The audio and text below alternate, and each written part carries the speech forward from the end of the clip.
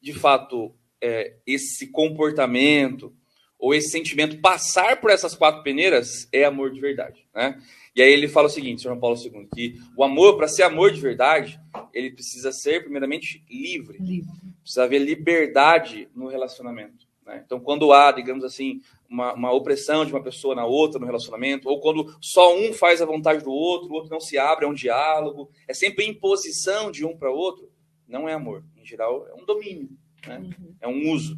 Então, esse seria a primeira peneira. Então, beleza, passou pela primeira, é livre, ainda não significa que é amor. Está no caminho, né? Até uma sequência da nossa fala aqui, que vai de encontro. Eu acho que dá até para juntar, né?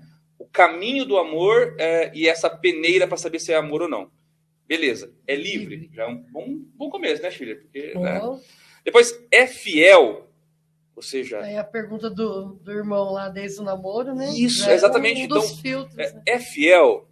Se não for fiel, taca ali o pé, sai fora, sai correndo, não é isso? Então, beleza, é livre, é fiel. É total, ou seja, existe um comprometimento total, uma entrega total. Na verdade, essas 4 peneiras é o amor da cruz. É o amor da cruz. E a 4ª peneira, né? É fecundo, óbvio. Se não é casado, se não está no sacramento do matrimônio, essa peneira da fecundidade, ela atua de outra forma. Ou seja, um namorado gerando vida na namorada no sentido de levar para o céu, né?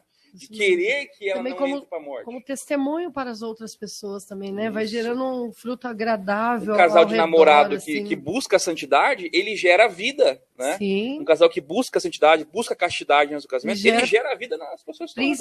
E principalmente a vida da namorada, né? Gera vida na pessoa amada. Na pessoa amada. Por isso que é amor, né? Por isso que é amor. Então, olha lá, 4 peneirinhas aí pro amor. Tem que ser livre, tem que ser total, tem que ser fiel.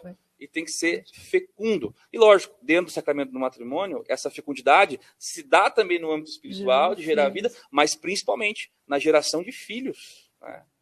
Então, e aqui começa já um casal que não se abre a vida no matrimônio, ele ainda não está vivendo a maturidade do amor.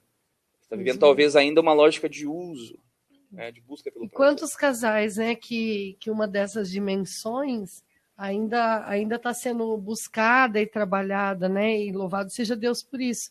Mas a gente ainda está na infantilidade do amor, né? E assim como dizia Paulo na palavra, que nós precisamos progredir, né? Quando eu era criança, eu agia como criança, eu raciocinava como criança, mas desde que me tornei adulto, abandonei as coisas de criança. Nós precisamos, como casal, né, sendo de namorados ou sendo de casado, abandonar as coisas de criança para essa progressão aí pro amor verdadeiro, né? Para que o amor seja autêntico, verdadeiro. É uma resposta para o tema do programa, né? De como encontrar o amor da minha vida, de fato, né? A pessoa certa. Se você está solteiro, né? Está namorando, de repente, a pessoa certa, você tem que verificar o seguinte: o amor está evoluindo, né?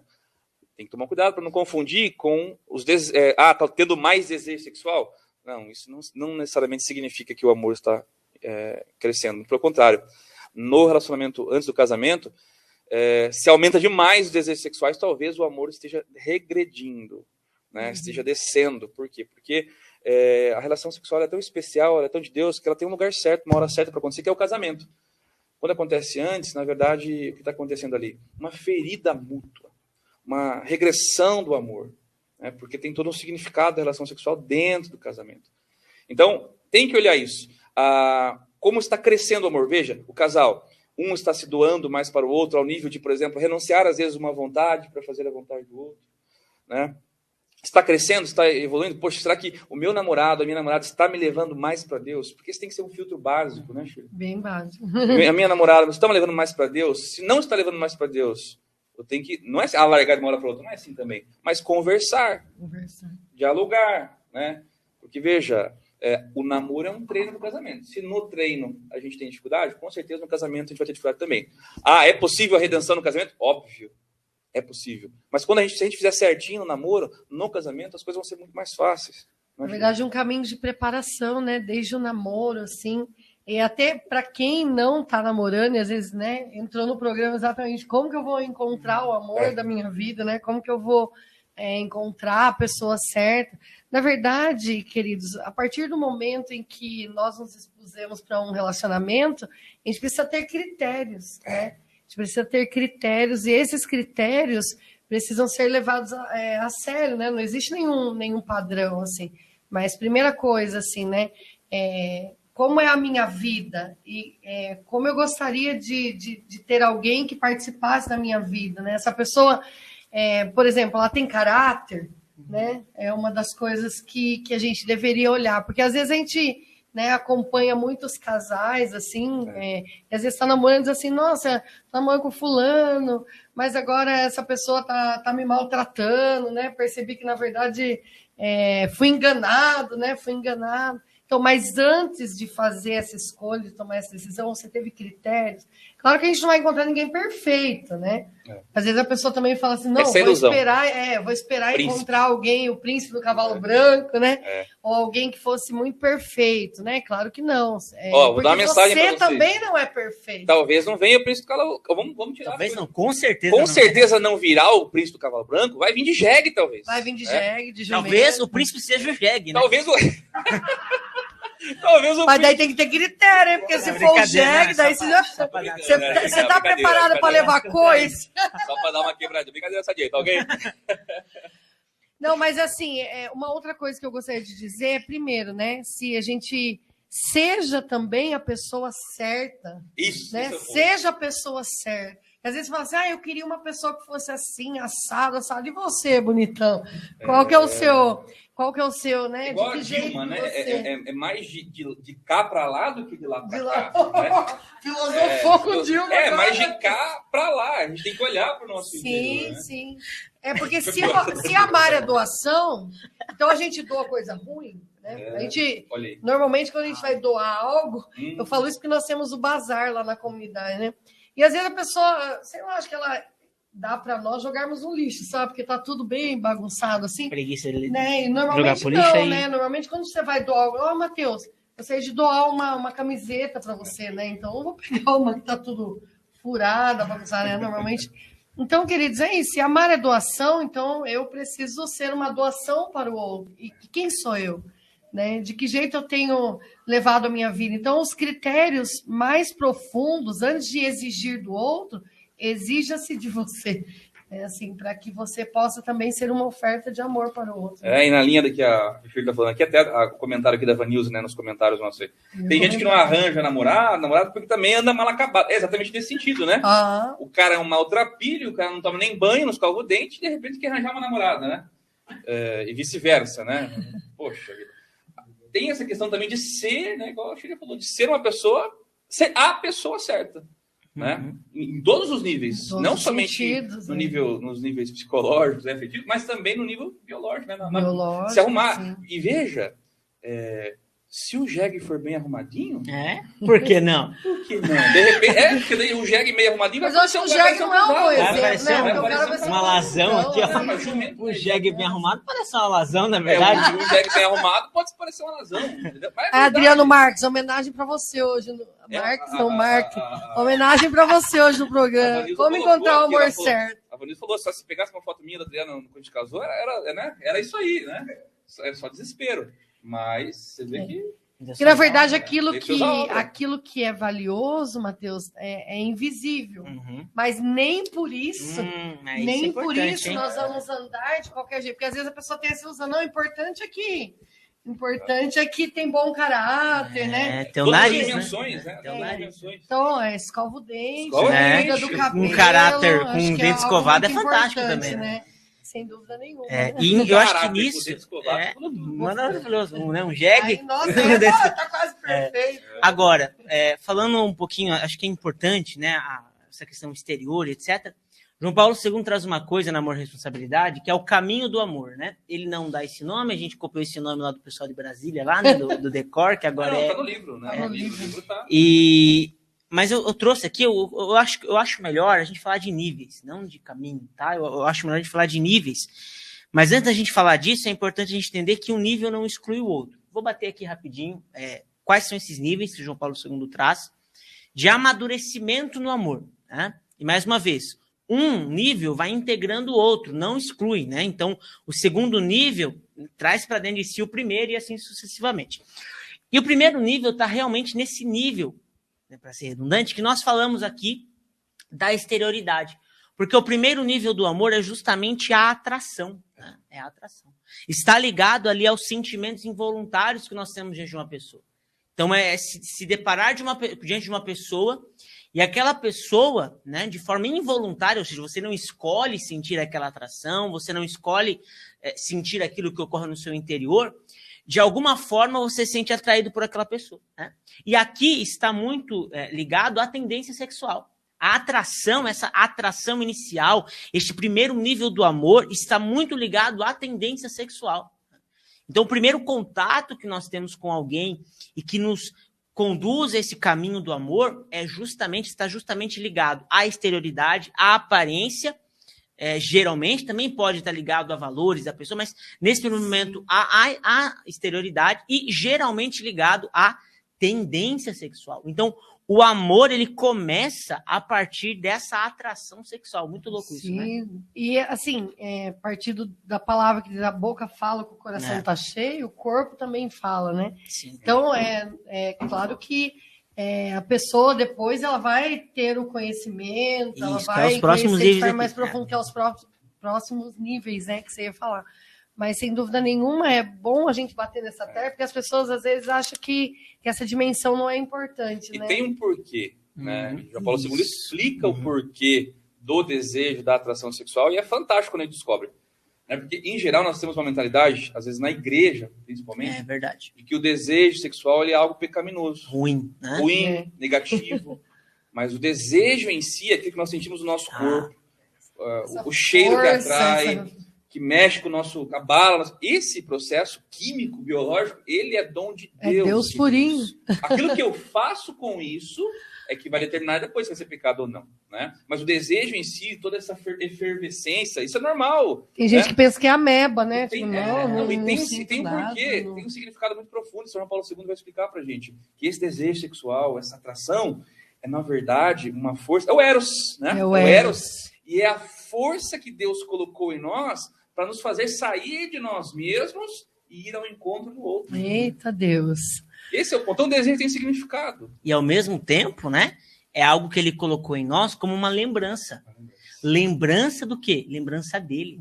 A sexualidade foi colocada em nós, o desejo sexual foi colocado em nós, primeiramente para nos lembrar dele, para lembrar que nós somos feitos para nos unir com ele, para nos entregarmos a ele, para termos em união com ele, né? A gente falou no final de semana disso bastante, né? A gente vai ver na Bíblia, que a Bíblia inteira fala de casamento, do começo ao fim.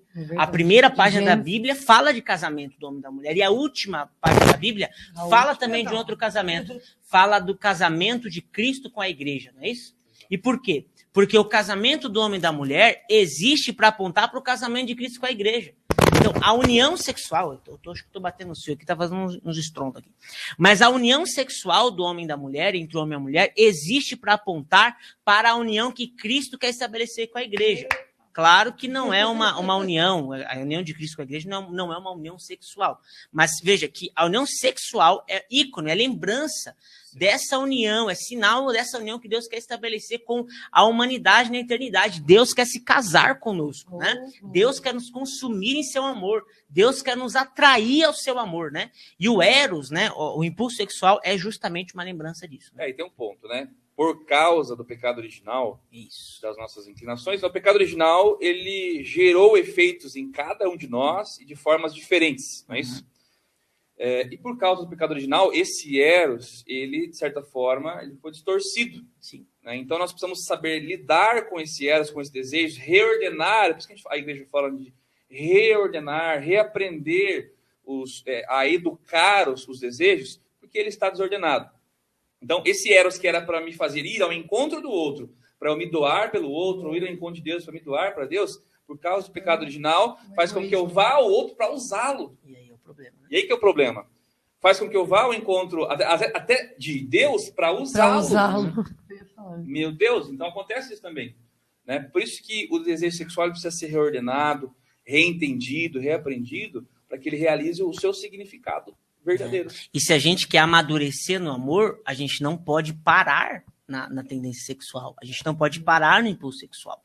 Porque a sexualidade tem todo esse valor que nós falamos aqui, mas a gente precisa dar um passo além. E aí por isso que João Paulo II fala que o segundo nível aí, né, desse caminho do amor é o nível do desejo, né? Então eu saio da atração e chego ao desejo. Desejo tem uma conotação ainda sexual para a nossa cultura, mas o desejo aqui é num outro sentido, né? Mas é no sentido realmente de olhar para uma outra pessoa e querer aquela pessoa. Veja, não é querer o corpo da pessoa, não é querer, não, é querer com ela. É querer a pessoa, né? É querer a pessoa e dizer assim para essa pessoa, né? Eu te quero porque você é um bem para mim. Então é reconhecer essa outra pessoa como um bem. Então veja, o primeiro nível é simplesmente essa química, sabe? Essa atração. O segundo nível não, é querer estar com aquela pessoa, é querer que é algo bom. Exatamente. Eu quero porque de alguma maneira eu sei que aquela pessoa faz bem para mim, né? Esse é o segundo nível, né? Mas se a gente notar, ainda é um nível muito egoísta. Porque eu estou preocupado assim, essa pessoa é um bem para mim. Né? Ainda é para mim. Mas aí tem o terceiro nível, né? Ainda tem um terceiro nível, que a gente sobe um pouquinho, melhora um pouquinho esse amor. Vamos subir na escada. Que é o amor desinteressado. Que é olhar para uma pessoa e dizer assim, eu te quero bem, porque você é um bem.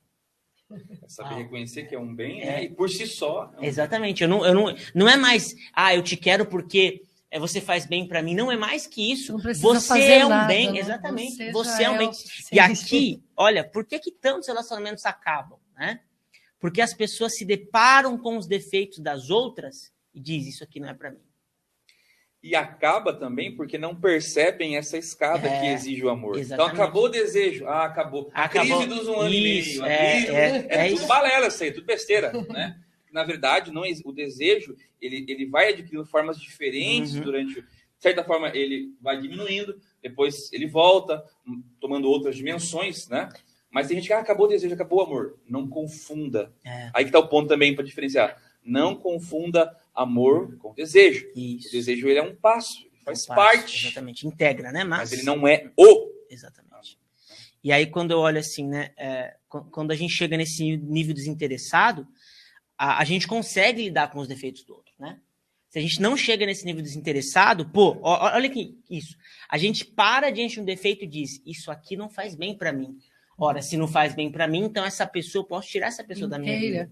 Na verdade, você vê que as diferenças, na verdade, se tornam até riqueza, né? Que aquele defeito pode até se tornar uma riqueza ali, né? Dentro do relacionamento. Exatamente, né? Mas ainda não é um amor perfeito. A gente está num amor desinteressado, e quando a gente fala de amor desinteressado, parece, nossa, meu Deus, chegamos no auge. Mas não, tem a excelência do amor ainda. Existe ainda da excelência, ainda tem outro passinho aqui, que é o amor de amizade, né? Amizade, quando a gente fala de relação entre homem e mulher, a gente fica, né? Até meio estranho assim, mas... A gente fala que não é possível, né? É possível. Mas o amor de amizade, inclusive no relacionamento amoroso entre homem e mulher, é uma pessoa olhar para alguém e dizer assim, eu quero o bem para ti como eu quero para mim. Ou seja, a pessoa que ama, ela não consegue ver diferença entre ela e quem ela ama. O mesmo bem que ela quer para ela quer para o outro.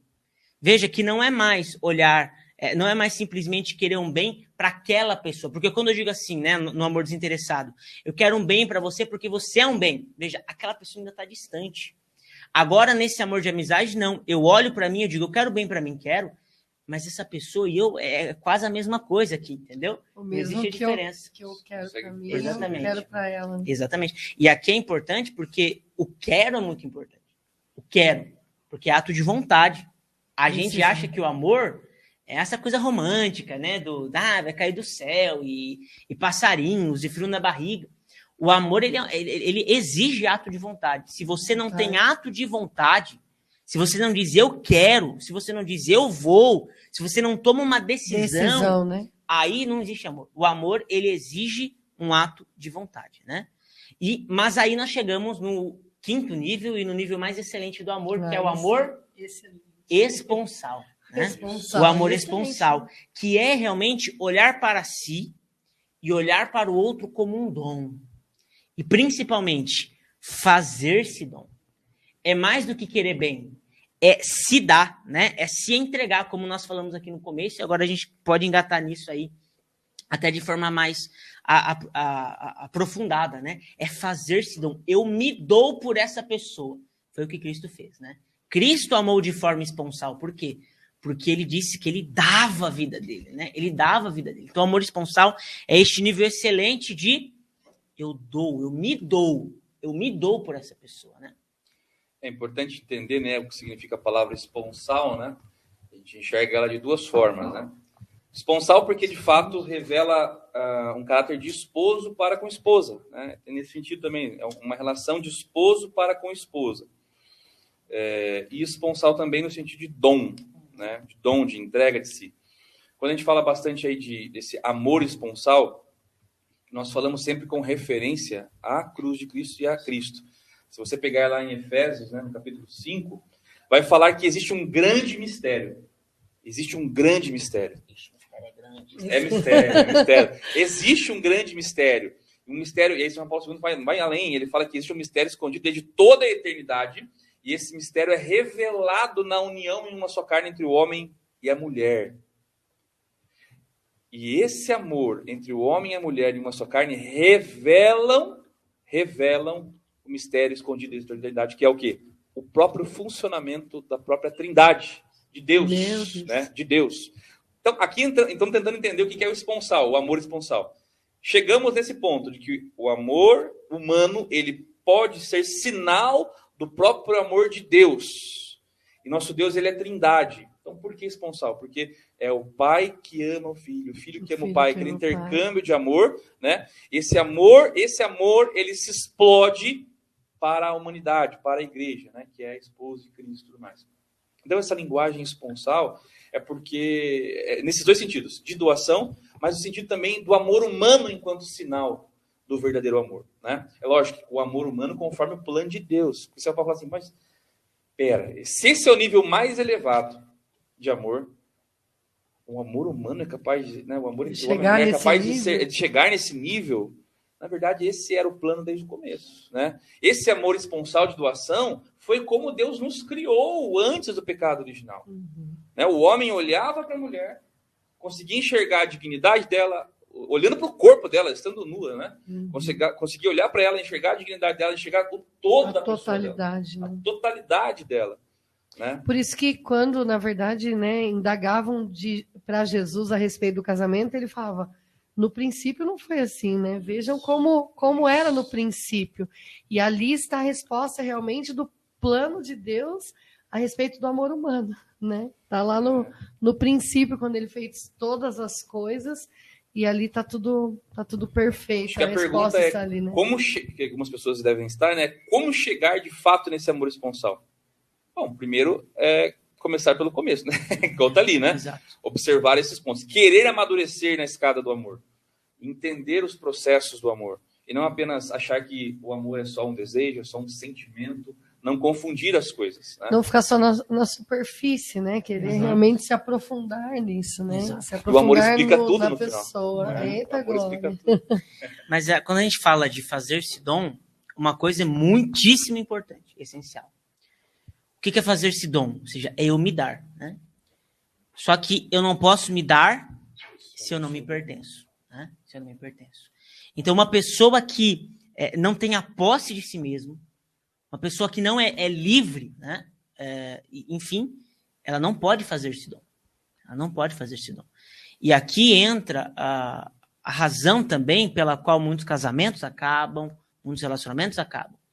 Porque a pessoa não consegue fazer-se dom porque está aprisionada por tantos vícios, né? Por tantas situações que realmente aprisionam essa pessoa, que ela não tem a liberdade interior de se doar, né? Ela está fechada naquele mundinho egoísta dela e ela não consegue sair disso, né? Então é muito importante, no caminho do amor, nós também estarmos dispostos e disponíveis a realmente deixar de lado tudo aquilo que de alguma forma nos aprisiona, sobretudo e principalmente os vícios, e sobretudo principalmente os vícios sexuais. Sexuais, que são os que mais acabam aí. Vai tornando o homem cada vez, né? O homem, quando eu digo o homem e a mulher, cada vez mais egoísta, né? Cada vez mais preso. E como é que ele vai se doar se ele realmente não consegue controlar, né? exatamente esses ímpetos, né, que há em nós, né, esse egoísmo né, natural por causa da decadência, por causa da consciência, por causa do pecado mesmo, né? Então é preciso conseguir se dominar para poder se doar para o outro, né? Acho que é exatamente isso, né? E acho que agora a gente precisa partir para uma parte mais prática também, né? Estamos na filosofia aqui, você já pegou um pouco da nossa filosofada, né? Da nossa teologizada. E acho que é importante a gente partir para a parte prática, no sentido de, como fazer de fato, né, Shirley? Como para encontrar. Vamos deixar mais pessoal aqui. Como você encontrou o seu amor, né? Quais foram os critérios? Qual você achou um caminho legal que você seguiu? Ou os caminhos não legais que você seguiu também, né? O pessoal, aqui eu não devo seguir e tal. Eu sei. A Shirley, ela jejuou por 40 dias. Ela ficou 40 dias no quarto. Ficou 40 dias no quarto. Daí, quando deu o dia 41, ela saiu do quarto, subiu um monte. Aí, de repente, dobrou o joelho, dobrou o joelho e falou: Deus, é agora. 40 dias orando, eu quero a resposta agora. E Maria? Daí apareceu o anjo Gabriel de um lado, o Miguel do outro, e o Edson no meio vindo em glória. E ele vem. E aí a Shirley falou assim: eu acho que é esse que eu vou casar. Né? E a gente tem a impressão, na verdade, né? Inclusive, as pessoas até nos perguntam: você acha que é Deus que escolhe a pessoa para nós, né? Que é o Senhor que escolhe. Não é dessa maneira, né? Não veio assim, apareceu, né? Não veio com os anjos? Não veio. Vai voltar, né? Que volte assim. Já ficou decepcionado. Já ficou decepcionado. Não, na verdade é questão de critério mesmo, né? Graças a Deus, né? Você perguntou diretamente para mim. Então, eu tive a oportunidade, por misericórdia de Deus, de conhecer Jesus com 14 anos, né? E começa a mudar seu jeito de pensar, né? Tinha aquele desejo que era natural de todo jovem, queria conhecer alguém, queria ter alguém e tal, né? Então, quando você conhece Jesus, né? E começa a conhecer esse amor, então você começa a ter outras exigências, outra visão, né? Então, sempre eu pensava assim, né? Eu gostaria que fosse uma pessoa, primeiro, cheirosa. Né? Tem que ter os critérios, pessoal, né? Claro que tem que ter, né? Se não for cheiroso, de repente você vai ter que trabalhar ele, né? Vai ter que tomar banho, filho. Começa a dar presente, né? Buscar. Não, eu tô brincando, queridos. Mas assim, né? Eu conheci o Edson na igreja, né? Ele é um bom lugar, hein, galera? Um bom lugar para conhecer alguém, né? Se bem que tem uma galera aí que acha que é melhor. Marquinhos, não abre. Ô, Marcos. Não, tem uma galera que fica muito na igreja, com todo respeito. Mas tem uma galera que precisa dar, né? Vai, sei lá, vai. Shopping. Vai no Burger King, vai no cinema, vai pra algum lugar. Dá uma passeada. Exatamente. 5 anos com a mesma camisa de Nossa Senhora lá, desbotou, né? Desbotou, não será parecida que a Nossa Senhora. Camiseta, você olha assim, retiro de carnaval, retiro de carnaval 2012. Meu Deus, vamos, né? Liberta da camisa do retiro de carnaval. Jesus! Cuida. Não, mas é verdade. Na verdade, não só por estar na igreja, né? Mas a gente tem que ter critério, tem que ter um olhar. Às vezes as pessoas pensam assim que realmente vai aparecer, vai surgir alguém, né? Muito pelo contrário. Então, primeiro você precisa encontrar, né? E essa resposta está no coração de Deus. Qual é a sua vocação, primeiro, né? Então, desde que eu entendi que, de fato, a minha vocação era para o matrimônio, então você fica realmente à espera de uma pessoa, à procura, não é nem à espera, né? Que não vai surgir. Mas a procura de alguém, né? Não assim, será que é esse, né? Será que é aquele? Mas tudo parte normalmente, né?